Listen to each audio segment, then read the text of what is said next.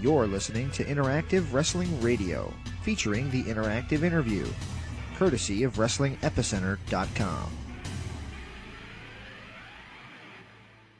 Welcome back to Interactive Wrestling Radio. Joining us on the Newsmaker line is dastardly Danny Doring, now going by Danny Morrison. Are you with me, sir? I am with you. How you doing today? It's a pleasure to have you on. So I was saying off air, I'll mention here, it's the first time I've had you on in almost 19 years. It's pretty crazy to think that here we are again, almost 2 decades later. 2 decades later, man. It's you know what? That's a blessing in itself, because to say that 20 years later, you're still doing it, I'm still doing it, we're going to sit down and talk about it, is definitely a blessing. Although, crazy quickly, 20 years goes by fast, doesn't it?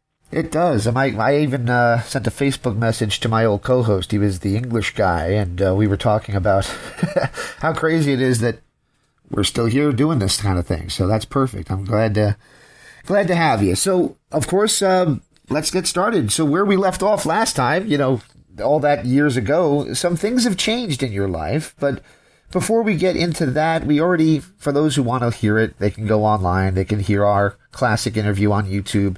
It's out there. But the one thing I didn't get to talk to you because it didn't happen yet was WWE's incarnation of ECW. Do you mind if we kick off things there with your brief stint with the WWE's version of ECW in 2006? Absolutely. All right. So I guess it's a controversial topic for the ECW originals to talk about it. Some people give it a little bit of a polite sheen, and some people maybe not so polite. What was your take of their interpretation of ECW?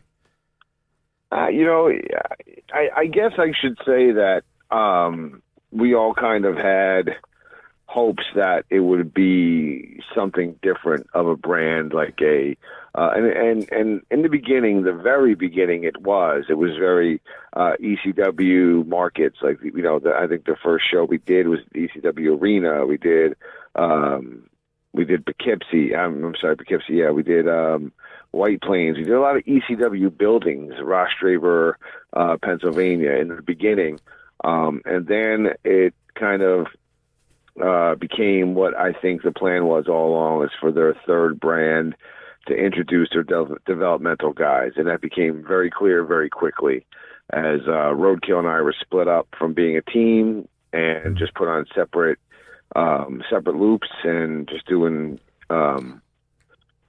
single stuff, and it just kind of just morphed into, you know, us just getting guys over, and then we were out the door.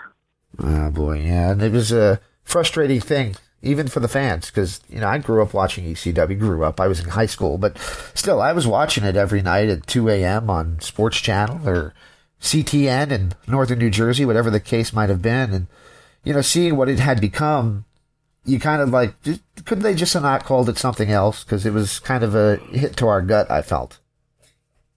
I mean, you know, the strength of the one night stands is really what gave it its legs, I think. And I think that was the perfect introduction for them to introduce a third brand. You know, again, it's some people actually I talked to, believe it or not, actually liked it, you know, and there were some good guys there, you know. I mean, it wasn't like, you know, you had some good talent guys there that are still doing it today, man. You know, Matt Cardona is killing it out there. Yes, sir. You know, so you know, and Brian Myers, and there's a guys that came through there that are, you know, have gone on past the WWE to reinvent themselves and you know, do things. So I mean, you know, it wasn't like you know, a complete, you know, everybody will say that the December to Dismember is probably is probably up there at WrestleMania 3 as one of the greatest pay-per-views ever.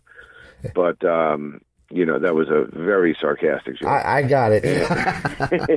And but I mean, you know, it wasn't all bad. But I mean, you know, like I said, I think that for the originals, it became very clear very quickly what it was going to be.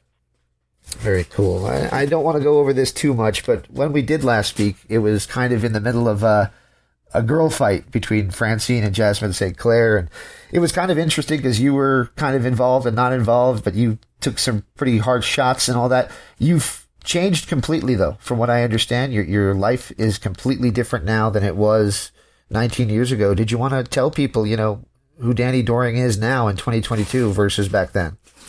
Yeah, I mean, I'm not nearly as angry as I once was, and involved in. I'm really not involved in any outside of the ring wrestling drama whatsoever, and I feel like that's really put years on my life. Like since 20 years ago, actually right after WWE, I started having a family of my own, and kind of got away from wrestling a little bit because I just didn't really love it. And when I did stuff, it was just for some extra cash, and I was going through the motions, and I wasn't really enjoying it. So it was just something that I would do for extra money.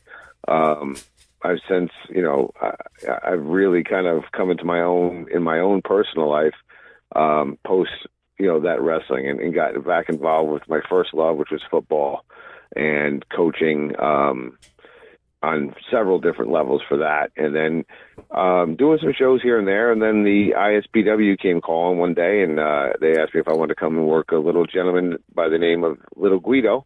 There you go. And, we went out there and we had a really fun match, and for guys at our age, it was really a lot of fun, and it kind of caught the eyes of, what they were doing at ISPW and Tommy Fierro, and kind of asked if I kind of wanted to run with the ball a little bit more, and, and bounce some creative ideas back and forth with them. And it kind of made wrestling fun to do again. And since then I've been really doing a lot of different podcasts and interviews and different stuff that I actually enjoy doing, because it's kind of a escape from a lot of things, man. So like wrestling is fun again. It's fun to watch again, because it's not like I watch it with those I just got released eyes, and I can kind of just watch it. There's a couple of guys that when I was doing some work with Tommy Dreamer's House of Hardcore, right, a lot of guys that came through those doors that I could see on TV now, and I mark out for, and it's just a different. I'm just a different person, and I'm having a lot of fun being a pro wrestler again, which has been a real shot of life for me this year. Very cool. You mentioned House of Hardcore. That was next on my little list here, Mike, of like a bullet points that I wanted to talk about. That is the first time I think you used the name Morrison. Am I correct?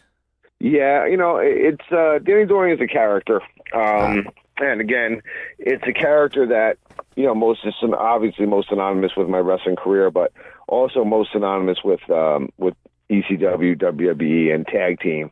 And the Doring character really only worked with Roadkill, because how many flamboyant Playboy player types can you have? And it really only worked because you had a guy who was complete opposite, an Amishman who's a religious character who just happened to want to maim and kill chickens, and it was fun to play off that. But I think, Dreamer wanted me to be more of my true self at House of Hardcore, and so I kind of just parlayed that into my wrestling character, and I kind of just really just used just myself. I'm just kind of being myself, and I amplified obviously for the entertainment aspect of professional wrestling, but I'm not really, it's just fun to be, it's fun to be me, and not have to put on the clown makeup, so to speak. Very cool. Now, for somebody watching from afar and they saw you and Roadkill standing next to each other, and you in the flamboyant colors, especially the pink ones, you would think, well, maybe they're like a version of the Hart Foundation. But I think I heard you say that Macho Man was really your hero, not Bret Hart. Am I correct in hearing that? Well, yeah. Well, when I was coming up in the wrestling school, the wrestling school was so intense that I was a hard gainer, and I shed off all the weight that I had gained playing football. So I graduated the House of Hardcore like 168 pounds, and I was small.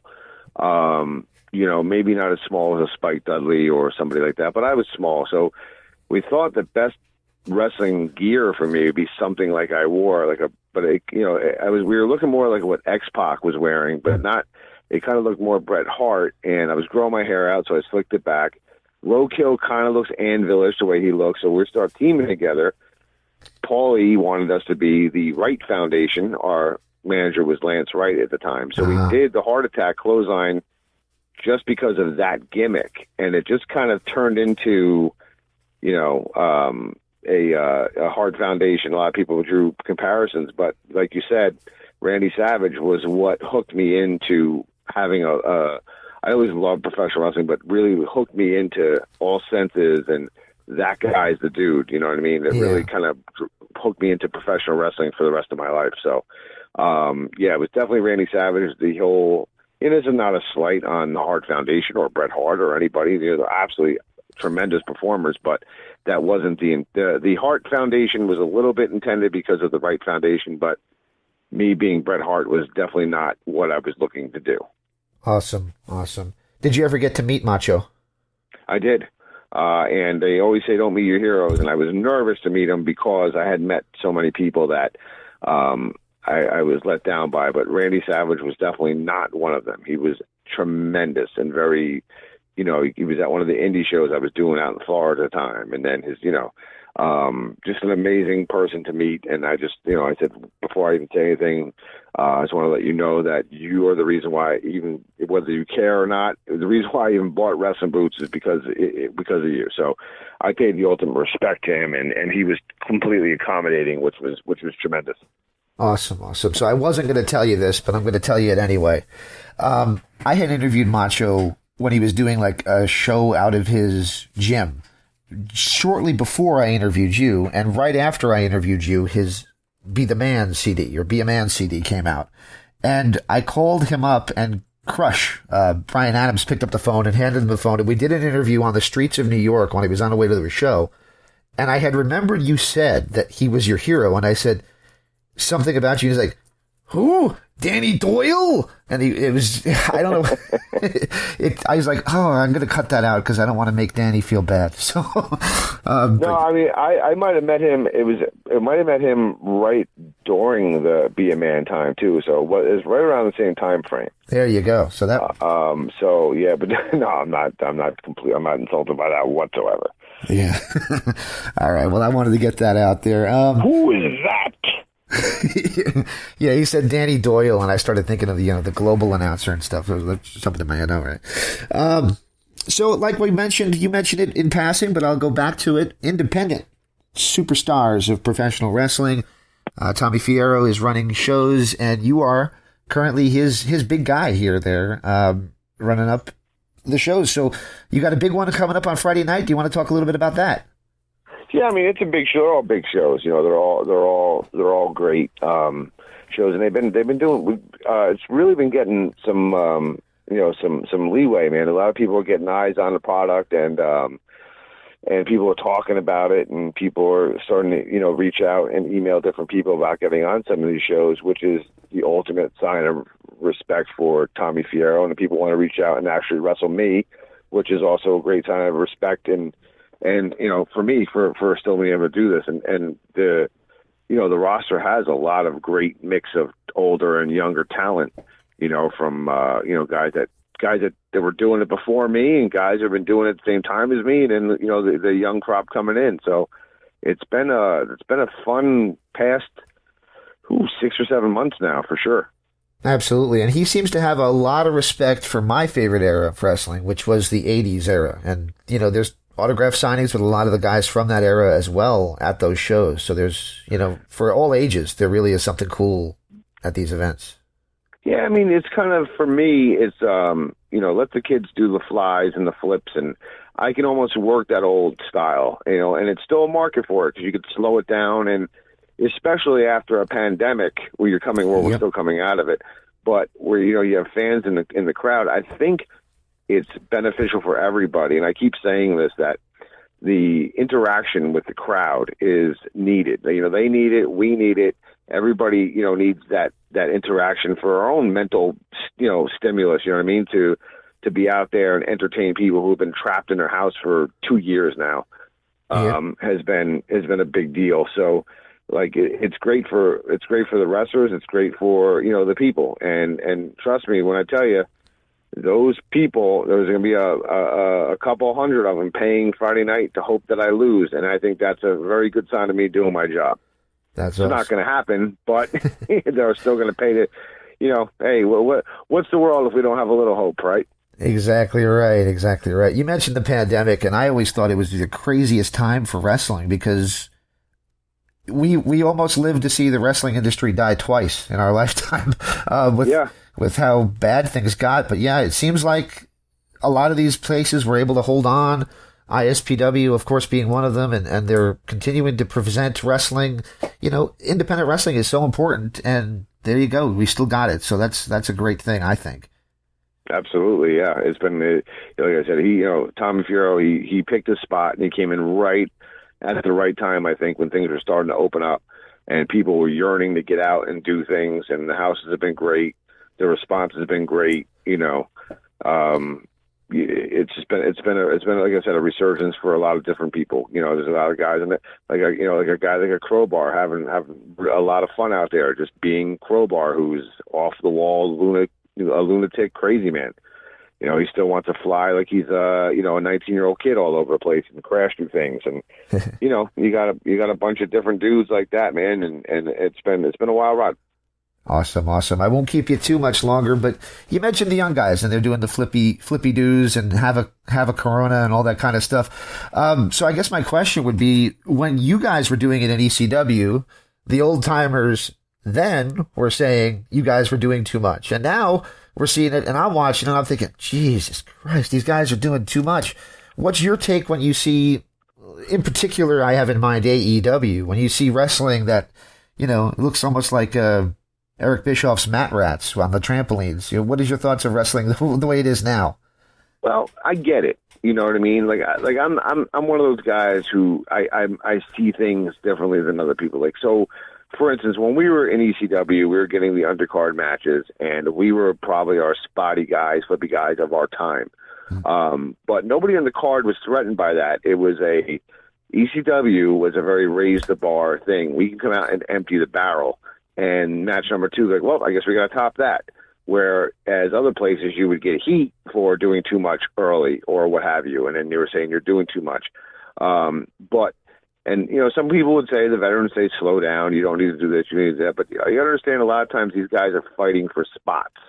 TV time is hard to, especially right now with a saturated market, to get any TV time is huge. And once you get it, you kind of have to lay it out there. So I get it. I get it. Like, you got to get to a certain spot in your career where you're over enough where you can slow it down. But if you want to put yourself on the map, I think a lot of times you just got to let it hang out and empty the barrel. So I get it. You know what I mean? Like, I'm not, I watch it and I'll see, like, oh my God, they're doing this or doing that. They're kicking out. But again, looking at it from the inside out, you got to remember some of these guys may not get on TV for another month. So they're going to take those 5 to 8 to 10 minutes and empty the barrel. And I respect it and I get it. It's just, I also see the other end of it, but I understand that comes with maturity, that comes with repetition, that comes with time, that comes with who you are and where you are in the card, where you're able to actually slow it down, because nobody wants to see 2 cruiserweights work in a headlock for 30 minutes. That's true. So there's another company out there that people are talking about being like a revolutionary promotion in the same vein that ECW was, and that's GCW. What do you think of that, and can you ever recreate what ECW was, that renegade spirit that ECW created? I don't think, given the time, I don't know much about GCW. I know they do a lot of ECW. I've seen gear on my timelines that looks like very ECW-esque stuff. But I think, and I hear them making big noise, and that's great. I'm all for it. I'm all for anybody that could make a stake in the business and claim a niche. I don't know that you could recreate ECW fully, because of the time it came and that tap into the music scene, the grunge movement, pre-social media where everybody was a critic. I think it just came at that time where it just was, ECW was just a different thing. And, a lot of people always try to, duplicate, and I'm all for it. If you're going to try to make your stake and duplicate something or take something, that's great, but I don't know that it'll ever be completely redone, but I'm never going to shame anybody for trying this. From what I hear, the GCW have great houses, they're having great shows, and they have some great talent out there. So, I mean, kudos to them. Awesome. Great answer, man. I won't take any more of your time. ISPW Friday night. I'll have a link on the website and on the press release. So for those who want to attend, check it out. And of course, man, thank you so much for taking the time and doing this with me. And I guess I'll see you in another 19 years. Hey, man, if we're here to do another 19, I'm all for it, my friend.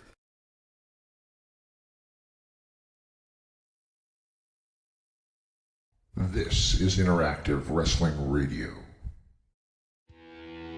Interactive Wrestling Radio. Interactive Wrestling Radio. Interactive Wrestling Radio. Interactive Wrestling Radio. Interactive Wrestling Radio. Interactive Wrestling Radio. Oh, Rush. Featuring the interactive interview. Interactive interview. Interactive interview. Interactive interview. Interactive interview. Interactive interview. Interactive interview. Oh, yeah. Formerly The Blaze. The Blaze. The Blaze. The Blaze. The Blaze. The Blaze. The Blaze. The Blaze. The Blaze. The Blaze. The Blaze Rock. Yo, Maniacs, so what you gonna do when the Blaze of Maniacs runs wild on you? On WrestlingEpicenter.com. Wrestling Epicenter. Wrestling Epicenter. Wrestling Epicenter. Wrestling Epicenter. Wrestling Epicenter. The Wrestling Epicenter. Don't get off. And now we shamelessly name drop from our history. The Wrestling Epicenter would like to apologize for the following. All right, everybody. Viva la raza. Viva la raza. Hey, y'all. Hello, ladies. Hey guys, we had a lovely conversation. First lady. Absolutely. Oh, look at me. She's so kooky. Be there. Where else? Interactive Wrestling Radio. Wrestling. Epicenter. Oh my God! You win! Wow, being interactive. I was not shooting. Yeah, I almost missed my fan.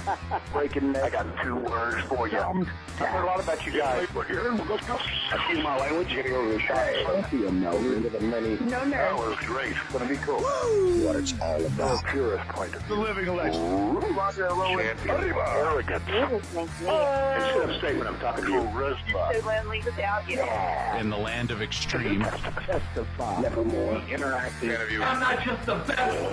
Interactive interview with a plastic You head. earned the right. Nobody. You better keep listening. Thank you very much. Controversy creates cash. Professional wrestling. Made in the USA, baby. Memphis wrestling. The guy on fire. I'm not We were sexy. What a show. One and only. Interactive Wrestling Radio. Wrestling Epicenter. Interactive interview. We took care of the business. This isn't ballet. We are huge with this whole. You're where it's at. You gotta recognize who's the best. Make sure to tune in each and every week. I'll come out of your computer. Knock down your door and turn it on for you. Or else I'm gonna kick your stinking teeth in. And that's the bottom line. Have a nice day. Don't forget to like and subscribe.